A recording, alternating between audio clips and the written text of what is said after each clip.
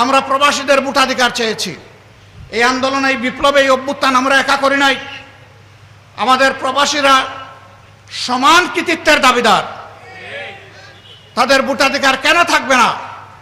তাদের ভোটাধিকার অবশ্যই নিশ্চিত করতে হবে। তাদের ভোটাধিকার শুধু নিশ্চিত করলে হবে না, তাদের ভোট প্রয়োগ নিশ্চিত করারও ব্যবস্থা করতে হবে। এগুলা কি আমাদের অন্যায় আবদার? এগুলো আমাদের যৌক্তিক দাবি। প্রবাসীরা হাজার ধরনের বিড়ম্বনার শিকার হন। তার মূল কারণ হচ্ছে তাদের ভোটাধিকার নাই। এই জন্য যারা সরকারে যায় তাদেরকে গুরুত্ব দেয় না। একটা জায়গায় খুব সুন্দর করে গুরুত্ব দেয়, সেই জায়গা হলো প্রবাসীরা আমাদের রিমিটেন্স যোদ্ধা। আর বিদেশে হালকা ওজনের বড় লাগেজ নিয়ে যাওয়া হয়, আসার সময় আলহামদুলিল্লাহ ভারী লাগেজ নিয়ে আসা হয়। এই জায়গায় খুব ভালো গুরুত্ব দেওয়া হয়।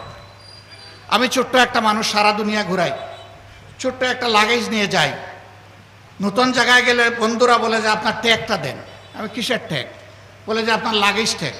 আমি বললাম ভাই আমি নিজেই লাগেজ। না দেন, আপনার কষ্ট হবে। আমি তাইলে এইটাই নেন। আর কোনো লাগেজ নাই। আমি বলি এইটাই আমার জন্য যথেষ্ট।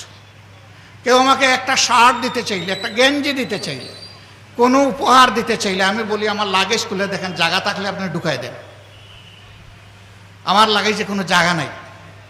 আর আমি এইখানে সম্পদের বোঝা বাড়াতে আসিনি। আমি এসেছি আমার গুনার বোঝা কমাতে। আমি এসেছি আমার দেশ এবং জাতির পক্ষে কিছু দায়িত্ব পালন করতে। মেহরবানি করে এটা যারা পছন্দ করে তাদেরকে দিবেন, আমি এটার উপযুক্ত লোক নই। আমাদের এই প্রবাসীরা রাজনৈতিক নেতাদেরকে ওই সমস্ত দেশে গেলে কি পরিমাণ ভালোবাসে। এই রাজনৈতিক নেতারা যদি একবার বিবেক দিয়ে চিন্তা করতেন, তাহলে তাদের এত বিড়ম্বনা পোহানোর কোনো প্রশ্নই উঠত না। বন্ধুরা, আমরা আপনাদেরকে জানাই দিচ্ছি, আসি এই দাবির পক্ষে আমরা মজবুতভাবে আছি এবং ইনশাআল্লাহ এই দাবি আপনাদের পক্ষে আমরা আদায় করে ছাড়বো ইনশাআল্লাহ।